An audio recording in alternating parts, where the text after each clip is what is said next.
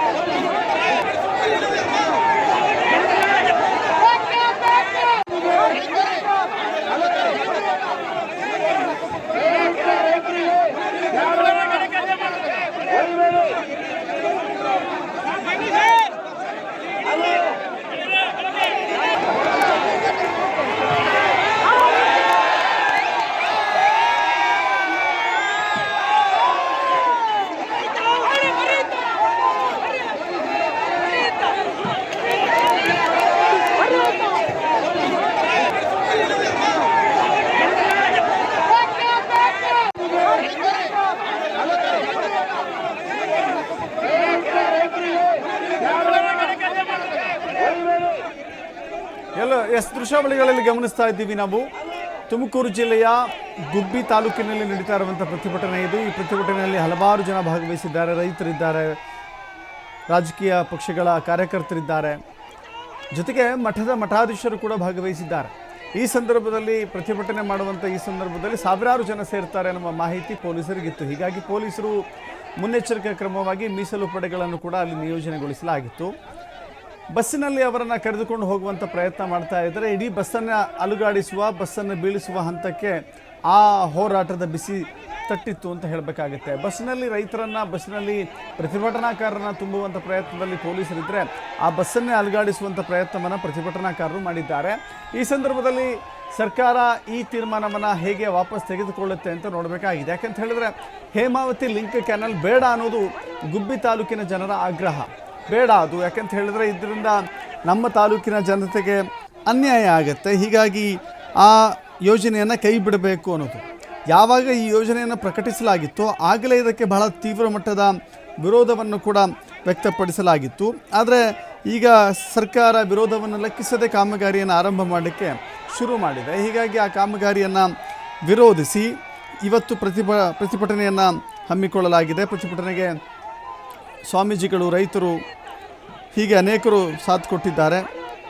ಇದಕ್ಕೆ ಸಂಬಂಧಪಟ್ಟಂತೆ ಹೋರಾಟವನ್ನು ರೂಪಿಸಿದ್ದಾರೆ. ಆದರೆ ಅದನ್ನು ತಡೆಯುವಂಥ ಪ್ರಯತ್ನದಲ್ಲಿ ಪ್ರತಿಭಟನಾಕಾರರು ಹಾಗೂ ಪೊಲೀಸರ ನಡುವೆ ಒಂದು ರೀತಿ ತೀವ್ರಗೊಂಡಿದೆ ಆ ಹೋರಾಟದ ಕಿಚ್ಚು. ಜೊತೆಗೆ ಪ್ರತಿಭಟನಾಕಾರರು ಹಾಗೂ ರೈತರ ಜೊತೆಗೆ ಪೊಲೀಸರು ಕೂಡ ವಾಗ್ವಾದ ನಡೆಸಿದಂಥ ಪ್ರಕರಣವೂ ಕೂಡ ಇವತ್ತು ಬೆಳಕಿಗೆ ಬಂದಿದೆ. ಮತ್ತೊಂದು ಕಡೆ ರಾಜಕೀಯವಾಗಿಯೂ ಕೂಡ ಇದನ್ನು ಸ್ಥಗಿತಗೊಳಿಸಬೇಕು ಕಾಮಗಾರಿಯನ್ನು. ಹೇಮಾವತಿ ಎಕ್ಸ್ಪ್ರೆಸ್ ಲಿಂಕ್ ಕೆನಾಲ್ ಇದೆಯಲ್ಲ, ಆ ಕಾಮಗಾರಿಯನ್ನು ಸ್ಥಗಿತಗೊಳಿಸಬೇಕು ಅಂತ ಹೇಳಿ ಕೇಂದ್ರ ಸಚಿವರೇ ಪತ್ರ ಬರೆದಿದ್ದು. ಹಾಗೆ ನೋಡೋದಾದರೆ ಹೇಳಿ ಕೇಳಿ ಹೇಮಾವತಿ ಎಕ್ಸ್ಪ್ರೆಸ್ ಲಿಂಕ್ ಕೆನಾಲ್ ಕಾಮಗಾರಿಯನ್ನು ಇವತ್ತು ತೆಗೆದುಕೊಳ್ಳಲಾಗಿದೆಯಲ್ಲ, ಸಾಕಷ್ಟು ಜನ ನಿಟ್ಟೂರು, ಈ ಸ್ಥಳ ಇದೆಯಲ್ಲ, ನಿಟ್ಟೂರಿನಲ್ಲಿ ಪ್ರತಿಭಟನೆ ನಡೆದಿದೆ. ಸಾಕಷ್ಟು ಜನರನ್ನು ವಶಕ್ಕೆ ತೆಗೆದುಕೊಳ್ಳಲಾಗಿದೆ. ಈ ತಾಲೂಕಿನ ಸಂಕಾಪುರ ಡಿ ರಾಂಪುರ ಬಳಿ ಕೆನಾಲ್ ಕಾಮಗಾರಿ ನಡೀತಾ ಇದೆ. ಕಾಮಗಾರಿ ಸ್ಥಳದ ಸುತ್ತಮುತ್ತಲಿನ 10 ಕಿಲೋಮೀಟರ್ ವ್ಯಾಪ್ತಿಯಲ್ಲಿ ನಿಷೇಧಾಜ್ಞೆ ಜಾರಿಗೊಳಿಸಲಾಗಿದೆ. 10 ಕಿಲೋಮೀಟರ್ ವ್ಯಾಪ್ತಿಯಲ್ಲೂ ಕೂಡ ನಿಷೇಧಾಜ್ಞೆ ಇದೆ, ಯಾರು ಕೂಡ ಬರಬಾರದು ಎನ್ನುವ ಕಾರಣಕ್ಕಾಗಿ ಗುಬ್ಬಿ ತಹಸೀಲ್ದಾರ್ ಬಿ ಆರತಿ ನಿಷೇಧಾಜ್ಞೆ ಹೊರಡಿಸಿ ಆದೇಶವನ್ನು ಪ್ರಕಟಿಸಿದ್ದಾರೆ. ಮೇ 31ರ ಬೆಳಗ್ಗೆ 6 ಗಂಟೆಯಿಂದ ಜೂನ್ 1ರ ಬೆಳಗ್ಗೆ 6 ಗಂಟೆವರೆಗೆ 24 ಗಂಟೆಗಳ ಕಾಲ ಇಲ್ಲಿ ನಿಷೇಧಾಜ್ಞೆ ಜಾರಿ ಇರುತ್ತೆ. ಹೇಮಾವತಿ ಲಿಂಕ್ ಎಕ್ಸ್ಪ್ರೆಸ್ ಕೆನಲ್ ಹೋರಾಟ ಸಮಿತಿಯ ಈ ಬೃಹತ್ ಹೋರಾಟ ಇತ್ತಲ್ಲ, ಈ ಕಾರಣದಿಂದಾಗಿ ನಿಷೇಧಾಜ್ಞೆಯನ್ನು ಹೊರಡಿಸಲಾಗಿದೆ. ಆದರೆ ಪ್ರತಿಭಟನಾಕಾರರು ತೆರಳದಂತೆ ನಿಷೇಧಾಜ್ಞೆ ಇದ್ದರೂ ಕೂಡ ಪ್ರತಿಭಟನಾಕಾರರು ಸರ್ಕಾರದ ಆದೇಶವನ್ನು ಡೋಂಟ್ ಕೇರ್ ಅಂತ ಹೇಳಿದ್ದಾರೆ. ನಿಷೇಧಾಜ್ಞೆಯನ್ನು ಧಿಕ್ಕರಿಸಿ ರೈತರು ಮುಖಂಡರು ಹೋರಾಟವನ್ನು ನಡೆಸ್ತಾ ಇದ್ದಾರೆ. ಅಲ್ಲಿನ ಶಾಸಕರಾದ ಬಿ ಸುರೇಶ್ ಗೌಡ, ಜ್ಯೋತಿ ಗಣೇಶ್ ಮತ್ತು ಬಿಜೆಪಿ ಜಿಲ್ಲಾ ಘಟಕದ ಅಧ್ಯಕ್ಷ ಎಚ್.ಎಸ್. ರವಿಶಂಕರ್, ವಿವಿಧ ಮಠಗಳ ಸ್ವಾಮೀಜಿಗಳು ಪ್ರತಿಭಟನೆಯಲ್ಲಿ ಭಾಗವಹಿಸಿದ್ರು. ರಸ್ತೆ ತಡೆದಿದ್ದಾರೆ, ಟೈರ್ಗೆ ಬೆಂಕಿ ಹಚ್ಚಿದ್ದಾರೆ, ಆಕ್ರೋಶವನ್ನು ವ್ಯಕ್ತಪಡಿಸಿದ್ದಾರೆ. ಲಿಂಕ್ ಕೆನಾಲ್ ಮೂಲಕ ಮಾಗಡಿ ರಾಮನಗರಕ್ಕೆ ನೀರು ತೆಗೆದುಕೊಂಡ್ರೆ ಜಿಲ್ಲೆಯ ಜನಕ್ಕೆ ಅನ್ಯಾಯ ಆಗುತ್ತೆ. ಸರ್ಕಾರ ಯಾವುದೇ ಕಾರಣಕ್ಕೆ ಯಾವುದೇ ಮುಂದಾಲೋಚನೆ ಇಲ್ಲದೆ ಈ ಯೋಜನೆಯನ್ನು ಜಾರಿಗೊಳಿಸ್ತಾ ಇದೆ. ಇದೊಂದು ಅವೈಜ್ಞಾನಿಕ ಕಾಮಗಾರಿ, ಕೂಡಲೇ ಎಲ್ಲ ಕೆಲಸಗಳನ್ನು ಸ್ಥಗಿತಗೊಳಿಸಬೇಕು ಅಂತ ಹೇಳಿ ರೈತರು ಆಗ್ರಹ ಮಾಡಿದ್ದಾರೆ. ಜಟಾಪಟಿ ಮುಂದುವರಿತಾ ಇದೆ. ನಮ್ಮ ಜಿಲ್ಲೆಗೆ ನೀರಿಲ್ಲ, ಹೇಮಾವತಿ ನೀರನ್ನು ಹೇಗೋ ಪಡಿತಾ ಇದ್ದೇವೆ, ನಮ್ಮ ಜಿಲ್ಲೆಗೆ ನೀರಿಲ್ಲ, ಇದನ್ನು ಮತ್ತೆ ಡೈವರ್ಷನ್ ಮಾಡಿ ಎಕ್ಸ್ಪ್ರೆಸ್ ಲಿಂಕ್ ವೇ ಮೂಲಕ ರಾಮನಗರಕ್ಕೆ ಮಾಗಡಿಗೆ ಕೊಂಡೊಯ್ಯುವಂಥ ಪ್ರಯತ್ನ ಯಾಕೆ ಅನ್ನೋದು ಅಲ್ಲಿನ ರೈತರ ಆಗ್ರಹ ಆಗಿದೆ.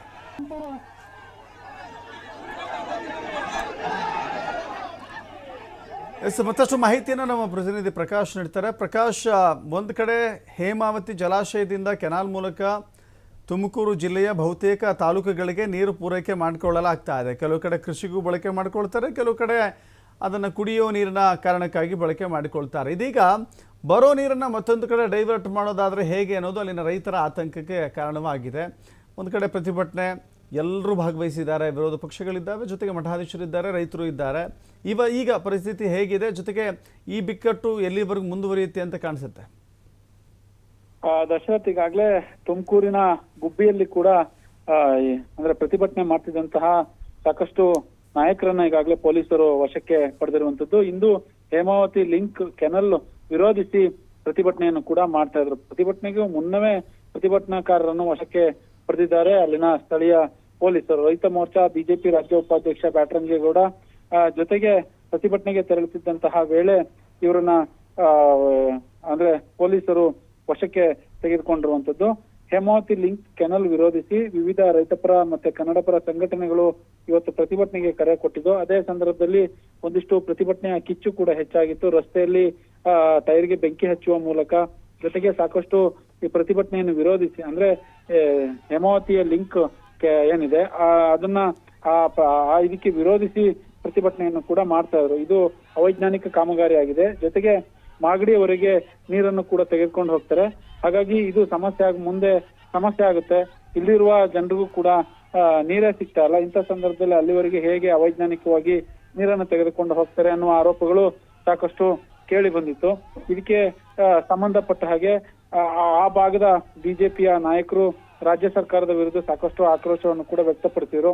ಅಲ್ಲಿನ ತುಮಕೂರು ಗ್ರಾಮಾಂತರ ಬಿಜೆಪಿ ಶಾಸಕ ಸುರೇಶ್ ಗೌಡ ಇರ್ಬೋದು, ಬಿಜೆಪಿ ಜಿಲ್ಲಾಧ್ಯಕ್ಷ ರವಿಶಂಕರ್ ಇರ್ಬೋದು, ಜೊತೆಗೆ ಸಾಕಷ್ಟು ಅಲ್ಲಿನ ಕನ್ನಡಪರ ಸಂಘಟನೆಯವರು ಎಲ್ಲರೂ ಕೂಡ ಇದಕ್ಕೆ ವಿರೋಧ ಮಾಡ್ತಾ ಇರುವಂತದ್ದು. ಇದಕ್ಕೆ ಸಂಬಂಧಪಟ್ಟ ಹಾಗೆ 10ಕ್ಕೂ ಹೆಚ್ಚು ಪ್ರತಿಭಟನಾಕಾರರನ್ನ ಈಗಾಗಲೇ ಪೊಲೀಸರು ವಶಕ್ಕೆ ಪಡೆದಿರುವಂತದ್ದು. ಗುಬ್ಬಿ ತಾಲೂಕಿನ ಚೇಳೂರಿನ ಫಾರ್ಮ್ ಹೌಸ್ ಒಂದರಲ್ಲಿ ಒಂದಿಷ್ಟು ಮೀಟಿಂಗ್ ಅಂದ್ರೆ ಇದಕ್ಕೆ ಸಂಬಂಧಪಟ್ಟ ಹಾಗೆ ಮೀಟಿಂಗ್ ನಡೀತಾ ಇತ್ತು. ಆ ಮೀಟಿಂಗ್ ನ ಸಂದರ್ಭದಲ್ಲಿ ಇವರು ಎಲ್ಲರನ್ನೂ ಕೂಡ ಈಗಾಗಲೇ ವಶಕ್ಕೆ ತೆಗೆದುಕೊಂಡಿದ್ದಾರೆ ಅನ್ನುವ ಮಾಹಿತಿ ಸದ್ಯಕ್ಕೆ ಇರುವಂತದ್ದು. ಒಟ್ಟಾರೆ ಪ್ರತಿಭಟನೆ ಈಗ ಸದ್ಯಕ್ಕೆ ಯಾರ್ಯಾರು ಮೈನ್ ಲೀಡರ್ ಇದ್ದಾರೆ ಅವರೆಲ್ಲರನ್ನೂ ಕೂಡ ಪೊಲೀಸರು ವಶಕ್ಕೆ ತೆಗೆದುಕೊಂಡಿದ್ರೆ, ಇನ್ನೊಂದ್ ಕಡೆ ಪ್ರತಿಭಟನೆ ಮತ್ತಷ್ಟು ಮುಂದುವರಿತಾ ಇರುವಂತದ್ದು. Yes, thank you Prakash.